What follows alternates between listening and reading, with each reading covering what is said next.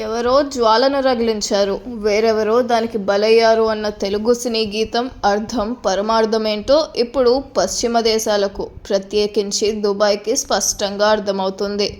ఒకరి స్వార్థం, ఇంకొకరి నిరంకుశత్వం, ఒకరి పెత్తనం, ఇంకొకరి అహం కేవలం పశ్చిమాసియానే కాకుండా ప్రపంచాన్ని అతలాకుతలం చేస్తుంది. వివరాల్లోకి వెళ్తే అమెరికా అధ్యక్షుడు డొనాల్డ్ ట్రంప్ ఒక సైకోలా ప్రవర్తిస్తున్నాడు. ప్రపంచ దేశాల మీద పెత్తనం చేయడానికి ప్రయత్నిస్తున్నాడు. ఈ క్రమంలో మొదటగా అమెరికాలో ఉన్న అమెరికేతరులు వారి అవకాశాలను దెబ్బకొట్టి వారి పట్ల అమానుషంగా, అమర్యాదగా, కఠినంగా ప్రవర్తించాడు.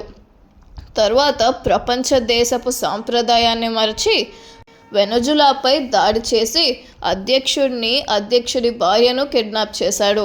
ఈ సంఘటనకు ప్రపంచం స్పందించకుండా మౌనంగా ఉండటంతో డొనాల్డ్ ట్రంప్ మరింతగా రెచ్చిపోయాడు.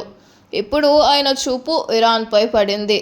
ఆర్థికపరమైన అంశాలను లెక్క చేయకుండా ఇరాన్పై మిస్సైళ్లు, అణు ఇంధన నిబంధనలు ఉల్లంఘించారనే నెపంతో పట్టపగలే దాడి చేసి ఇరాన్ సుప్రీం లీడర్ అయతుల్లా ఖమేనీని నిర్దాక్షిణ్యంగా చంపి ఇరాన్లో వేల మరణాలకు కారణమయ్యాడు. ట్రంప్ ఉద్దేశం ప్రకారం ఖొమైనీని చంపితే యుద్ధం ఆగిపోతుంది అనుకున్నాడు. కానీ ఇరాన్ ఎక్కడా తగ్గటం లేదు.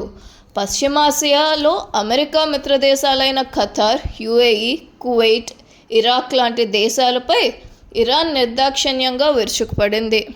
ఎందుకంటే అమెరికాపై దాడి చేయాలంటే అది చాలా సుదూరంలో ఉంది.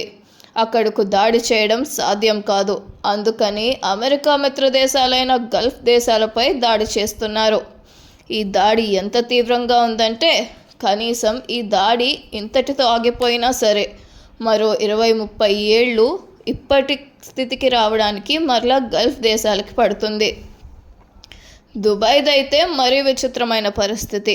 ఎంతో కష్టపడి ఇటుక పేర్చుకుంటూ కేవలం ఆయిల్ ఆదాయంపై ఆధారపడకుండా real estate, banking, transport, airport, entertainment వంటి రంగాల్లో ప్రపంచ శ్రేణి సౌకర్యాలు కల్పిస్తూ ఇన్వెస్టర్లకు, అక్కడ నివాసం ఉండేవారికి అత్యంత భద్రతను కల్పిస్తూ ప్రపంచ శ్రేణి అత్యుత్తమ నగరంగా దుబాయ్ని అక్కడి పాలకులు తీర్చిదిద్దారు. ప్రపంచం నలుమూలల్లో ఉన్న కోటీశ్వరులు, కుబేరులు శాశ్వత నివాసం ఏర్పరచుకొని తమ వ్యాపార కార్యకలాపాలు నిర్వహించుకోవడానికి దుబాయ్ని ఒక కేంద్రంగా ఎంచుకున్నారు. దీంతో ప్రపంచవ్యాప్తంగా ధనవంతులు క్యూ కడుతున్నారు.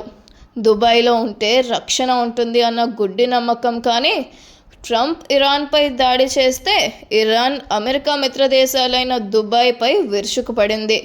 ప్రపంచంలోనే పేరెన్నికగన్న కృత్రిమ ద్వీపం పామ్ జునేరియాపై ఇరాన్ దాడి చేసింది. ప్రపంచంలోనే ఎత్తైన బిల్డింగ్ బూర్జ్ ఖలీఫా సమీపంలో కూడా ఇరాన్ మిసైల్ పడింది. ప్రపంచ కోటీశ్వరులందరూ భయంతో వణికిపోతున్నారు.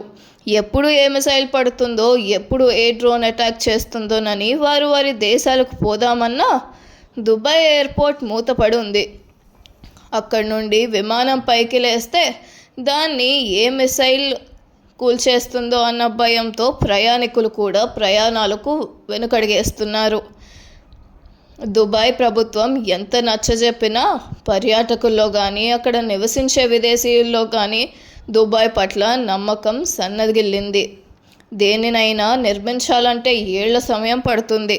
ప్రత్యేకించి నమ్మకం, భద్రతా పునాదులపై ఏర్పడిన దుబాయ్ లాంటి మహానగరం నిర్మించాలంటే కొన్ని దశాబ్దాలు పడుతుంది. కానీ ఆ పేరు చెడగొట్టాలంటే కేవలం కొన్ని రోజులు చాలు. ట్రంప్ చేసిన స్వార్థపూరితమైన చర్యకు, ఇరాన్ చేసిన దాడులతో బ్రాండ్ వాల్యూ కోల్పోయిన దుబాయ్ బిక్కుబిక్కుమంటుంది. దుబాయ్ ఇప్పట్లో కోలుకునే పరిస్థితులు లేవు. అందుకని స్వార్థపరుని నమ్ముకుంటే తాత్కాలిక లాభం కలుగుతుందేమో కానీ దీర్ఘకాలంలో నష్టమే జరుగుతుంది. దీనికి ఇదో చక్కని ఉదాహరణ.